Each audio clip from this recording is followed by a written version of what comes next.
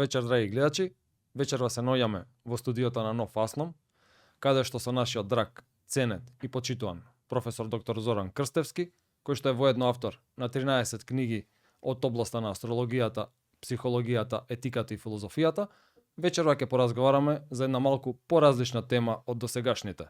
Ќе поразговараме за животот на големиот филозоф, етичар, професор доктор Кирил Темков, кој што неодамна почина, а на денешен ден требаше да наполни 83 години. Добро вечер, професоре. Добро вечер. Дали може да поразговараме за повеќе како негов најблизок соработник за делото на професорот Кирил Темков? Јас добро се сеќам на тие прекрасни студентски денови до 2009 година, кога бевте негов асистент, кога присуствувавме на сите тие предавања, каде што ни ја всади таа етичка мисла и поука. Дали може да поразговараме повеќе на тие теми? Така е, тие беа прекрасни моменти, прекрасни денови, нели, соработка со професорот Темков, соработка со вас сите вие млади студенти, желни за знаење, желни за наблегување во суштината на филозофијата, во тајните на етиката, како морално се постапува, како личноста да се изгради себе си во еден позитивен начин. Значи, тоа беа и насоките дадени од професорот Темков. Вие знаете, он често инсистираше да се чита Кант или да се учи Кант. Тој е најголемиот филозоф, па и етичар, кој што асоцираше дека мора сите ние да бидеме верни на тие практични вредности на животот. Практични вредности на животот е да бидеш морален, да бидеш доблесен, да ја исполнуваш должноста, да бидеш насочен кон тие универзални морални етички правила на категоричкиот императив и така натака. Значи, професорот беше прекрасна личност, мора да се каже, и како голем филозоф, и како пријател, и како етичар, и пред се како професор.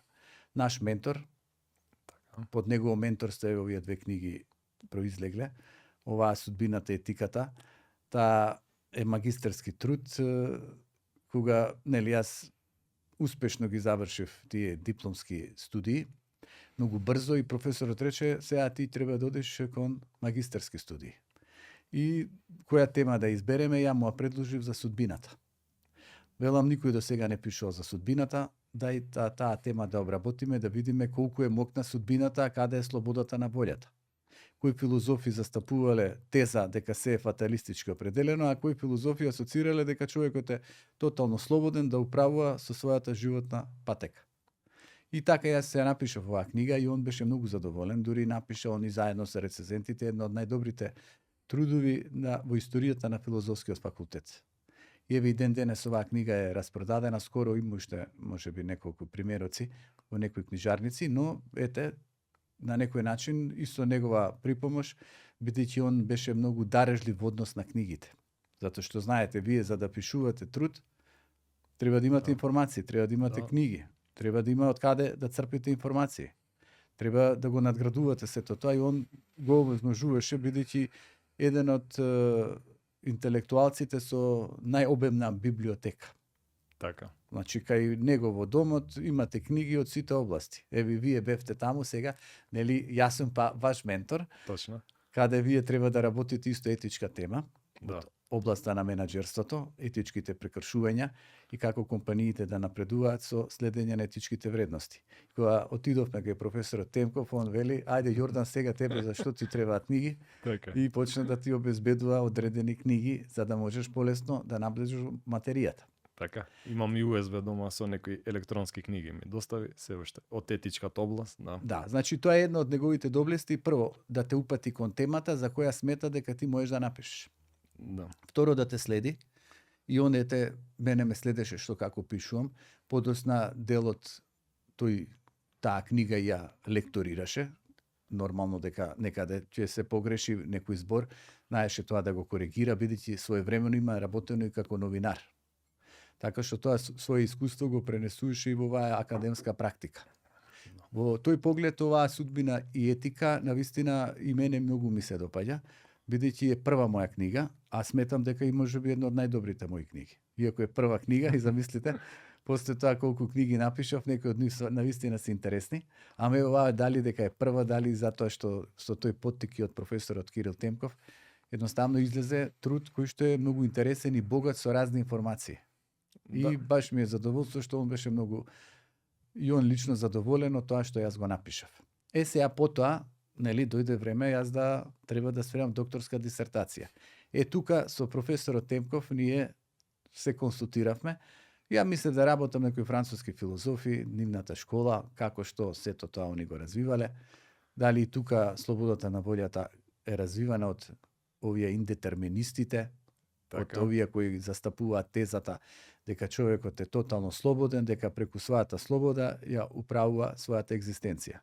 Така што бев на граница да се одлучам за французите, ама он рече не, сега ќе пишува за Балканот. Да. И ми он ја избра темата на докторската дисертација. Значи, ако јас избрав темата за магистерскиот труд, он рече ќе пишуваш за балканската етичка мудрост. И се замислете, и тоа е интересна тема, многу ретко работена. Да. И за таа тема треба многу информации, односно за тој труд. И во случајот он рече, сега ќе почнеме со Хрватска и ми обезбеди книги, меѓу кои главниот акцент го ставивме на Павло Вукпавлович. Точно. А Павло Вукпавлович бил професор на нашиот професор Кирил Темков. И еден од најголемите филозофи на Балканот и пошироко. Кој што учел германска филозофска школа, кај што следел најврвни филозофи, кај што се карактеризирал и во естетиката и во етиката, кај што имал пишувано книги за музејското творештво или сето тоа што следи од тој аспект. Така што многу интересен филозоф кој што предавал на нашиот универзитет, Свети Кирил и Методи, или од 1952 година, мислам дека го повикале, и долги години остана тука некаде до 70-тите години од минатиот век. И он, меѓу другото, го избрал професорот Темков за свој асистент. И дојде време да и професорот Темков напише книги за него, и напиша книга, и често пати одал и на конференции, научни конференции, каде што се зборувало за тој врвен филозоф Павло Вукпалович. И меѓу другото и мене ме поттикна, вели, кога ќе обработуваш хрватската етичка мисла, главен ќе ти биде Павло Вукпалович. Ама покрај него јас пишував тука и за Марко Маролич, пишував за Гундулич, за Мажуранич, за ред автори, скоро едно 20-тина мудреци, што се вели етички мудреци од Хрватска. Ама подоцна, нели, во тој труд има и други балкански мудреци, сега да не ширам, ги работев и бугарските етички мудреци. Петар Данов, кој што е со Белото братство, многу интересна духовна школа, спиритуален пристап кон животот. Како да се себе исцелуваме, себе потикне. Значи, гледате, професорот Темков до кај одел. Дури за Петар Данов знаел, кој што у Бугарија е многу ценет, почитуван. Да. Иако нормално официјалната црква секогаш критички иде кон оние кои не им слугуваат, но овој Петар Данов бил многу интересен лик во духовна гледна точка. Ден денес има следбеници и во Македонија и во Бугарија, но јас пишував за него во мојот докторски труд. Помеѓу другото ги обработував и некои други бугарски филозофи, па потоа и српските филозофи. Тука дадовме акцент на Досите Обрадович, на Љуба Ненадович, на Јован Дучич, Благо Цара Радована и така натака, црногорците. Тука веќе знаете че се судрите кои црногорски автори да ги земете, но професорот Темков рече Марко Милјанов, Чојство и јунаштво, Степан Митров Љубиша и за него за Njegош. Па потоа македонците, што особено чест ми и задоволство што пишував и за нашите собирачи на народни умотворби, пред се Марко Цепенков. И да видите колку интересни мудри поуки произлегуваат од тие, би рекол, собирачи на умотворби. И од Марко Цепенков, и од Шапкарев, и од браќата Миладиновци, и од ред други кои ги анализиравме тука. Едноставно приложивме некои работи од низ призма на народни приказни, на поговорки, но и на басни. Тоа веќе го работев кај грците. И тука веќе напиша во докторскиот труд, тој беше огромен, преку 450 страни можеби има содржеше. И професорот рече, кога веќе си фатил да ги обработува сите тие автори, тогаш оди до крај. Така. И јас ги обработив скоро сите антички филозофи. Да. Значи, сакам да кажам дека со негова припомош и водство можеш да напишеш многу интересни трудови. Затоа што знаете, ние може да ги знаеме работите до одреден степен, но професорите ги знаат многу повеќе, бидејќи тие работеле цел живот. Се усавршувале, се надградувале. И во тој поглед, еве и оваа книга, Етичка мудрост, не би излегла ако не била иницијативата и поттикот од професорот Темков. И се гледате кој е добродетелот од сето тоа. Значи, кога веќе темата етичка мудрост, каде што јас се задржувам на балканската етичка мудрост, но јас при тоа Ја работам и светската етичка мудрост. Да. Он ми дава широка обстојба да јас тоа го направам. Така. Значи имаше една широка градост, имаше отворен дух, вели ако си подготвен, ако си способен, пишувај. Да. Ама ќе биде голема докторската дисертација. Нека биде голема, од тоа ќе ти излезат 2-3 книги. Ќе гледате каква визионерство на професорот Темков. Да. И навистина ова е една од книгите. Втора која излезе Патот на кармата, индиска етичка мудрост. Така. Тоа е дел работи во судбината и етиката. Да. Затоа што гледате, се што си пишувал, вели, ќе ти остане, некаде ќе можеш да го доработиш.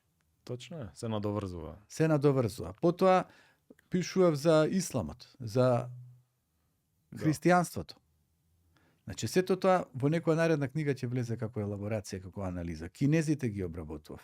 Цела кинеска етичка мудрост. Односно, целата нивна согледва во поглед на судбината. Да. Арапска филозофија исто. Да. така. И сега, како одат работите натака, јас си правам една едиција. Таа наредна книга сега што ќе излезе, таа е за источната мудрост. Да. Таа ќе биде посветена на професорот Кирил Темков. Бидејќи ние до последно соработувавме, разговаравме, и он ме упатуваше, и он велеше што ти треба како книги ќе ти обезбедам. Да.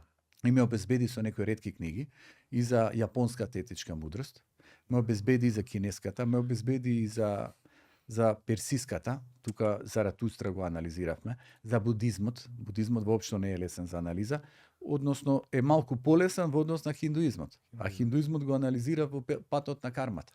Да. И во тој поглед он беше, што се вели, секојдневно информиран до каде сум со книгата.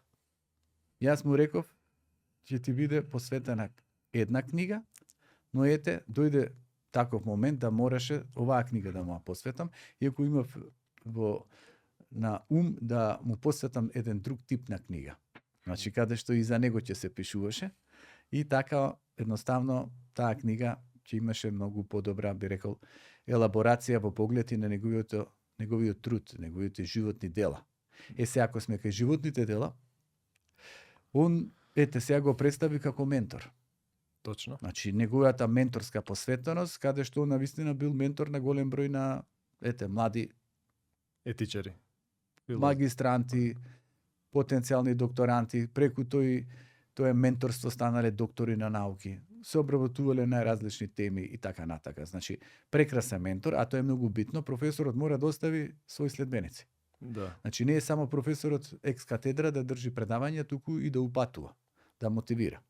Во тој поглед и он си се докажа со тоа што сите овие наши дела, трудови, имаат и негов печат. Да. Затоа што не можеш ти се сам да сработиш ако некој не те поттикне. Ако не поставите цели, како се Еве Јордан што работи една тема, Да. и каде што јас нормално го наблюдувам и го контролирам и му давам насоки. Секако дека тој труд ќе биде на Јордан, ама мора некој да наблюдува, супервизор што се вели. Да. Затоа постои рецензент. Рецензентот следи како и што е обработено делото, дали има научни постулати и како ние од тоа дело утре да произнесеме некои научни согледби кои што некој друг па ќе ги следи и ќе ги надградува. Сега во поглед на тој, би рекол, наш личен контакт, ние веднаш се препознавме, што се вели по тој хабитус. Јас сум многу желен за учење, за надградба, за информации, за усавршување, така и професорот Темков. И он често идеше кај нас во клубот. Да. Јас во тоа време имав еден клуб каде што доаѓа врвни интелектуалци. Имав мои ученици или следбеници или почитувачи или членови на клубот и кои сакаат да слушаат најразни предавања. Мудрости. Тоа беше негде 2004 година. 2003-2004 година. Така. Дел 2005-та, после се случија некои настани, ни почина една членка на клубот, така нештата ни се растурија малку, но начално тоа сето го одржувавме ние. И професорот Темков тука доаѓаше и многу сакаа да го слушаат. И он уживаше во тоа друштво, во таа комуникација, за етиката предаваше, за разни нешта им приложуваше на членовите на клубот. Инаку со него и ова да го кажам, сме учествувале и на некои предавања низ Републиката, низ државата. Да. Сме биле и во Скопје, тука сме одржувале заедно, односно Управата за јавни приходи не ангажирала за етичкиот кодекс, како да се воспостави етички кодекс кај вработените во управата за јавни приходи. И заедно со професорот бевме и во Битола, и во Прилеп, и во Штип, и во Скопје, таму со преспивање 2-3 дена беа тие предавања. Значи, тие сите, би рекол, приложување на вредноста на етичкиот кодекс. И тие моменти кога се дружиш со него непосредно се навистина големо богатство. И окојете моја среќа е што и он тука последната емисија, последниот свој медиумски настап го имаше токму на Нов Асном. Да. Нов Асном, точно. Едноставно тука го имавме таа чест да даде некои своји согледби, иако со него имам правено емисии и на АТВ. Да. Баш во чест на професорот Павло Павлович, еве сега случајно видов, негде дали беше 4 ноември 2008 година, значи сме правеле емисија и за него и друг пат сме правеле емисии, ете сме дискутирале на тие теми. Едноставно човек со кој можеш многу да научиш и од човек од кој можеш да бидеш мотивиран секој за уште повеќе да се усавршиш. Точно. Така и предаваше кога бевме на факултет по 2008. Велеше секогаш може се подобро и подобро. Колку и добро да направи човек, секогаш може да оди напред и подобро да се направи, меѓутоа сепак треба да бидеме задоволни со тоа што сме го постигнале ниво. Тоа што професорот го направил навистина е огромен труд, огромно дело. Затоа што еве, тука се дел од неговите книги. Оваа книга Етиката денес. Таа е преведена на бугарски јазик.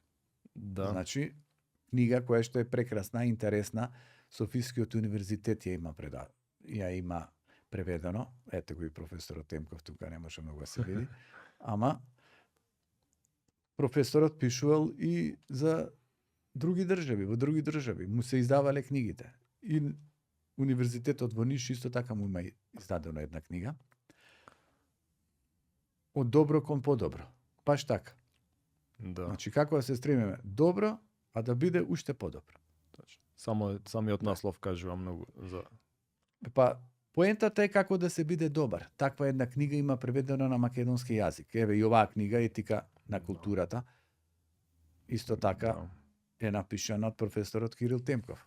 И оваа книга кажува за културолошките вредности, за многу аспекти кои се интересни.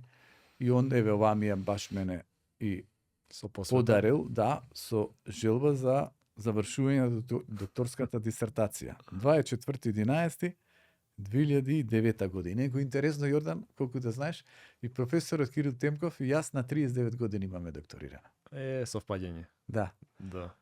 Така што во секој поглед он оставил големи дела, големи трудови, не знам дали знаеш, дека ги има преведено и едни од најголемите етичари. Вилијам Џејмс, да. Го има преведено Кант. Точно, критика на јазик. практичниот ум. Така. Потоа го има Џон Стюарт Мил за слободата. Од англиски јазик. Да. Го има преведено Декарт, расправа за методот, од француски јазик. За научниот метод. Да. Да, во врска со науката, каде што ги изложува методот како треба да се употребува во научната мисла. Ниче, знаеш, во таа едиција епоха они го имаат објавено и Ниче. Еце хомо. Така. Значи, имаат такви дела, такви трудови, да тоа е ретко некој да се најде. Вие замислете да го преведете Кант, тоа е една сериозна задача, сериозна обврска. Потфат. Тоа е потфат или подвиг. Да. Но не само тој, ете, за слободата, тоа е една многу врвен автор, Џон Стюарт Мил, од тој аспект. Джереми Бентам, истото утилитаризмот. Етика на утилитаризам. Да. Така е. Значи, многу нешта кои што се потребни на ова наше филозофско милје. Со тоа што професорот во последно време, па не баш во последно време, повеќе години како да беше исклучен и од јавноста и од тие академски збиднувања, не се дружеше премногу во тие академски кругови, но се дружеше со оние со кои чувствуваше дека има позитивна енергија и онаму каде што безрезервно го почитува и го прифаќа. Затоа што не беше додворувачки тип, никогаш не беше полтронски ориентиран, не служеше на партии, не одработуваше за мојкници, туку се држеше до етиката. А тоа е голема доблест, затоа што ете и тоа на еден голем автор, Ѓурич. Ѓурич, го знаеш ли кој е? Да, паметам, на факултет го обработувавме негови дела. Да. Па тој пишува за античката етика. И замислете во времето на нацизмот или на фашизмот и особено во тоа време Втора светска војна и кога некои се додворувале, се упикувале таму на нацистите. Да, Хитлер. И сега меѓу другите овој професорот бегал од нешто да потпише. И некој го сретнал сликар и му рекол: "Ама каде ви е професор? Ама каде? Како ви е тоа бегате?" Да. И овој му рекол: "Извини колега, ти можеби се занимаваш Со уметност. со штафелајот. Ама јас се занимавам со етика. Да. Ако јас потпишам, тогаш етиката треба да фрлам во бездната." Значи гледате етиката пред се. Да. Начело кое го воспоставил и Павол Вук Павлович, големиот хрватски македонски филозоф. Етичар. Начело кое го следел и професорот Кирил Темков. Етиката пред се. Во тој поглед етиката пред се, знаеш дека професорот Темков се избори да се воведе етиката во основните Да. училишта. Голем борец беше на таа Основното тема. образование мора да има етика. Точно, да. 6 одделенија нешто воведоа, нешто дововедоа, нешто изфрлија, нешто половично воведоа, нешто на факултетите, односно нешто во средните училишта. Па Да. и на факултетите на крај се избори да има кај овие што се докторантите. Така. Значи да има етика во научно-истражувачката дејност. Да. Да им се предава, да се запознаат што значи да пишуваш труд или што значи во науката да застапуваш етика. Да. Да мислите научници без етички квалификации. Може да создадат нуклеарна бомба, Така која што е. може да биде фрлена. Да. Или вие пишувате научен труд, а се служите со плагијат. Да. Погрешно цитирате, фуснотите не ви се прецизни, нешто ставате у библиографија што нема никаква смисла. Од другата страна, не ги приложувате авторите од кои преземате некои нивни реченици, мисли. Тоа е се еден вид на плагијат. Професорот вели, тоа не треба да биде присутно. Треба да биде автентично. И затоа се изборил да биде присутна етиката во научно-истражувачката дејност, односно кај овие кои што треба да пишуваат или да бранат докторски дисертации. Да. Но еве и ова што го зборувавме. Етика за трета година. За трета година, точно. Многу битна книга, учебник за учениците, па и за повозрастните генерации, сите можат да извлечат тука битни поуки. Таа Ета, книга ми ја подарило, не знам која година можеш да видиш. имаме посвет овде од професорот Кирил Темков, може да прочитаме. Професор доктор Кирил Темков, на драгиот млад колега Зоран Крстевски, асистент и филозоф. Со ова му изразувам почитување за неговата љубов кон мудроста и за неговите длабоки знаења од разни области. Кирил Темков, 5.11.2004 година. Ете, замислете пред колку години ова бил. Значи тоа е етика за трета година. Има и филозофија. Да, Пишано книга филозофија за средните училишта. За овие што следат филозофија. да. Што се обработени голем број автори. Сега Јордан, знаеш ли дека има напишано за 100 најголеми етичари? Да, највлијателните Да. етичари, да. Таа книга му ја издадоа во Кавадарци, а професорот Кирил Темков е од Кавадарци. Еви тоа да кажеме, татко му бил пекар. За нечија. За нечија, сладкар, бурекџија, но пекар. И знаеш кај работел? Во Белград, меѓу другото. И живееле едно време и во Панчево, и во Земун. Да. Инаку и дедо ми има работен како пекар во Белград. Еви ова да ти го кажам, ако не си го знаел. Србија. Да, на времето и дедо ми таму тоа бил во таа дејност. Иначе професорот Кирил Темков во поглед на тоа негова културолошка активност, не знам колку знаеш дека и Скопско културно лето го има основано. Джез фестивалот. Па еден од основачите на джез фестивалот. Потоа има пишувано и за джезот. Да, Значи книга. широка страна личност. Естетиката тука да не ја заборавиме. Значи има предавано на многу универзитети, на многу факултети и естетика. Значи покрај што е врвен етичар, еден од најголемите етичари на Балканот и пошироко, тој бил и голем естетичар. Да. Голем љубител на филмот. На времето на филозофскиот факултет имале и една филмска работилница. Односно имале театарска работилница, а имало и за филмови. Да. И голем љубител на филмови. Често разменувавме филмови и голем љубител на музиката, особено на джезот. Или он од него имам добиено касети, например, толку интересни ретки и па и со турска музика. Присуствувавме како студенти 2008 година, одржа едно прекрасно предавање со джез музика пушташе на касети, паметам, као касетофон, да, прекрасни луѓе, прекрасно предавање, објаснуваше како настанал џезот, како кај црнечката популација, како критика кон тогашниот естаблишмент, како секој додава свои тонови, креативноста во џезот и така натаму, да, паметам, прекрасно предавање беше. Да, големо познавање, да. Значи, гледај, сега воде, бидејќи јас можам непосредно да ти раскажам нешто, и секако и на нашата публика, некои детали од неговите квалификации или па таленти или вредности, нешто ќе ти кажам што сигурно не го знае ни јавноста. Одличен готвач. Значи, роден во знакот на пик. Знаеш како има какви јадење има готвено, какви чорби. Да. И беше голем љубител да му доаѓаат гости. Му има доаѓано дури од врвни амбасадори сопруги. Да. Или односно сопруг. Ајде да не кажам од која амбасада. Значи врвни на гости има дојдено. Да, да. Таму и пречекани со најубави јадења. Специјалитети. Да, специјалитети. Значи така добро готвеше, така добро го бидуваше и за таа област, да се чудиш какви се јадења умееше да направи. Ете и кај мене има дојдено на гости, има донесено уметнички слики. Доаѓал на гости на кај секаде кај што сум живеел јас, а често сум се селел. Да. И многу сакаше уметнички слики да подарува. Да. И некој син му Диме исто така сликар. Да, уметник. А Сашко е голем експерт за медиуми, за музика, за комуниколошки области. Познат Сашко радиоводител ја на преведе македонското радио. Дневникот на еден заводник од Сјоран Киркегор. Да, и тоа е големо дело, исто едицијата епоха. Значи, они како семејство имаат големи уметнички, што се вели, вредности и големи наследства. Тоа што имаат оставено или што оставаат за секоја почет. Да. Значи, тоа е ретко, но гледај, кај е проблемот сега? Таков автор, со такви трудови, со такви дела, со такви резултати, сепак не бил доволно респектиран, почитуван од естаблишментот. Не велам од студентите, не велам од оние културни дејци.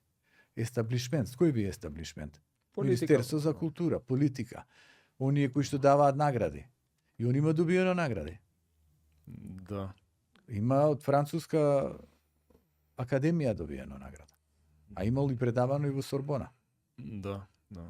Значи, Витес, што се вели академски Витес на Франција, го имаат избрано. Има добиено и во Охрид, Климент Охридски, некоја награда. Има често пати предавано во Охрид. Охрид го сакаше посебно, како и Кавадарци. Порано ми велеше, размислувам кој ќе одам во пензија, или ќе одам во Охрид, или ќе одам во Кавадарци. Ама изгледа може во Кавадарци, мојот роден крај. Да. Ама ете се одлучи да остане во Скопје. Така. И кога сме кај храната, многу сакаше бурек и кебапчиња. Да, балканско така. јадење, да. Да, балканско јадење, да се седне и едноставно така, да се ужива во сето тоа.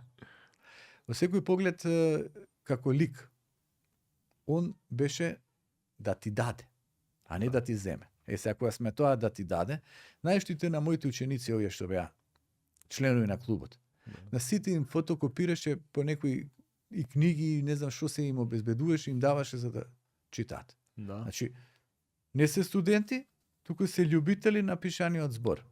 Немаме книги, ама имаме можност да ги фотокопираме книгите да им ги дадеме. Да. Знаеш дека на голем број на студенти им фотокопираше книги и им ги даваше. Че самиот им ги даваше. Знаеш колку книги некаде има дадено, па нема го ни вратиле. Да, да. Цела библиотека ја подари во Кавадарци, ако кој што Преку 5000 книги. преку 5, да. Значи има одлично во Јордан архитекта. Да. Значи има спакувано книги во картони, во кутии, има ангажирано Комбе. лице, комбе, таму камион, шо било, пренесени и однесени во таа нивна градска библиотека. Да, да. Во Домот на културата, не знам точно каде. Ете, и они тоа му возможија често и да држи предавања во Кавадарци во Домот на културата. Да, тамошните млади луѓе да се упознаат со етичката мисла, да имаат материјали. Па види, како прво, ете, ја издале таа книга на светските етичари, на 100 највлијателни етичари. Тоа знаеш што значи да ги собере сите 100 највлијателни етичари за нив да напишеш, и тоа е една огромна книга. Да. Затоа не можев да донесам, затоа што доаѓам со велосипедот и не можам се да ја донесам со мене. Да. Ама инаку, Тешка е. еве, овие книги ги донесов. Тука и Градот и етиката. Да. Една книга. Да. Исто така, нашиот град, ете, гледаш под што се потпаѓа, какви се аномалии. И Да, професорот Кирил Темков беше и голем екологиста. Да, еколошка етика. Да. Он беше, сега планината, природата ја сакаше, ама вели не можам да се искачувам по горници. Ама се сакаше да се движи покрај Вардар. Да. Беше строг према своите, да речеме, соработници, доколку тие одстапуваат од некои начала кои он им ги пропишува, да знаеш. Да. И со некои од нив ги прекина врските. Значи, некако нешто му се огрешиле. Да. Или нешто он што очекувал да биде не било и знаеше да ги пресече. И кој ќе пресече, беше пресечено. Значи, не се враќа назад. Најнепосредни, кои демек со кои соработувал, на крај он сватил дека не му одговараат и дека не треба да комуницира со таквите. Да. Крајните години малку се чувствуваше поосамено, бидејќи самиот велеше, голем број од неговите пријатели починале. Да. Често одеше кај професорот Ајдински, знаеше да оди, ама он почина пред него. Тој е еден голем професор. Да. И Љупчо Андински знаеше да оди и да се дружи со некои други професори. Со професорката Олга Заревска-Пешевска беше многу близок. Да. Методика по наставата за филозофија предаваше. Да, со професорот Лозановски Да. и со него се другаруваше. Одеше од Драчево, вели таму во дворот, ќе си седнам, ќе ме пречекаат на слава, ќе отидеше. И некој има патувано во низ многу држави во светот. Не само што држал предавање, и патувал, се движел. Нема кај отидено. Нью Орлеанс има отидено, нели тој е центарот на джезот. Джезот, да. Има отидено таму, сакал да види, да почувствува, да вреднува некои работи. Така што во тој поглед беше и посветен не само на таа своја интелектуална наобразба, затоа што, знаете, професорот учи додека е жив. Да. Но беше ориентиран кон се што е естетско, се што е вредносно. Значи не аскетско. Немаше аскетски пристап кон живот. Знаеш, аскетски кој е? Се дистанцираш, се изолираш и на некој начин бегаш од секако вид на задоволство. Не, еден вид на хедонизам. Хедонизам, добра храна, добро друштво, убави места, убав филм, квалитетна музика. Да. И што се вели опстојни релации, релации на кои може да се потпре. Затоа и ете, со големо задоволство можам да зборувам и овде, бидејќи нашето пријателство преку 20 и нешто години трајало. Да, прекрасно. Толку ќе знаеш да се израдува кој ќе му се јавев некојаш или ќе му кажев нешто. Да име книгата или таму сум бил, се радуваше вамо кога одев по планината, тоа рамне во поречието. Често договаравме, никако не се договоривме и него да го однесам. Да прошетам, викам да дојдеш да видиш како е убави на каде ги пишувам книгите. Да. Но секој поглед, ете, сум го пречекал, јас сум подготвил некој ручек, он вели, ова што си го подготвил, американски гулаш. Да, делуваше инспиративно, велеше Зоки генијалеци, така да даде поддршка Елан да го подигне енергијата кај човекот. Да. Че не знам дали ќе има и фотографии од професорот Темков, кои ќе ги објавиме понатака или јас ќе ги објавам на Facebook, да видат и нашите почитувачи и гледачи. Значи, со каква енергија зрачал. А и на крајот фотографијата ќе остане. Ќе гледате што е целта. Цел живот он зборуваше и пишуваше за професорот Павол Вукпаловиќ, за неговиот професор. Цел живот. И ние нема да го забораваме, и ние за него ќе зборуваме и ќе пишуваме. Да. Затоа што тие што се вредни, живеат прво во срцата, а потоа живеат во умот, а потоа живеат преку делата. А нивните дела некој друг исто така ќе ги осознава и ќе ги пренесува. И тоа, гледате, циркулира етичката мисла, етичката енергија. Да. Таа не умира, таа циркулира, таа се пренесува. Да. Утре Јордан ќе пренесе, може нешто за мене ќе каже, па некој друг за Јордан ќе каже. Так. И така натака, кој што ние се зборуваме за професорот Темпов. Значи, е неопходно да се зборува, да се пренесува. Плюс, еве и ова да кажам, со него имаме одржано и предавање на Европскиот универзитет. Да. Професионална етика. Значи, ја го имам повикано, он има дојдено со големо задоволство и таму сме одржале предавање. Еве, ова што ви го кажував на времето што државме предавање во Битола, во Штип, во Прилеп, во Скопје, значи тоа е прекрасно задоволство. Да. Прекрасна енергија, позитивен дух. Така што без оглед на се, Јордан, може многу да се кажува за професорот. Еве јас тука нешто кажав од аспект на менторство. Да. Значи колку бил посветен како што се работел. Зборувавме нешто за некои негови книги, Да. Прикажавме само дел од книгите и тие ги донесовме што успеавме да ги донесеме. Но секој може да се заинтересира и ги најде книгите од професорот Кирил Темков. Да. Зборував јас и од аспект на личните контакти, соработки, тие задоволства кои сум го имал со него, што се вели до последно комунициравме. И ете, некојаш болеста знае и да изненади. Таква е староста. Таква е староста, ама тоа е животот, ете, мене ми остана желбата да му посветам книга додека е жив. Ама не успеавме тоа. Со книгата, што се вели, бев при крај. Да. Бев при крај, сега малку се успорив. Значи, гледате колку е битна мотивацијата. Значи, кога имаш за цел да направиш нешто и заради некого, тогаш побрзо пишуваш. Да. Од кога веќе тоа го нема, и мене ми се успори работава, и сега веројатно ќе се стегнам и негде до септември ќе излезе таа книга за источната мудрост. А понатака веројатно ќе пишувам и специјално нешто и за него, од аспект на неговите дела, трудови, мисли, размисли и поуки. Да. Благодарам, професоре. За ова кратко време се надевам успеавме колку толку да пренесеме од личниот живот на професорот Кирил Темков. Драги гледачи, исто само за крај да напоменам дека денес ја снимаме на 12 мај емисијата, а на 13 мај утре излага, поминува точно една година од како го снимив мојот прв подкаст на тема будење на позитивната енергија. Ви благодарам за вашето внимание. За крај стиснете лайк, сабскрајб и преплатете се и до следното видување. Благодарам. Пријатно.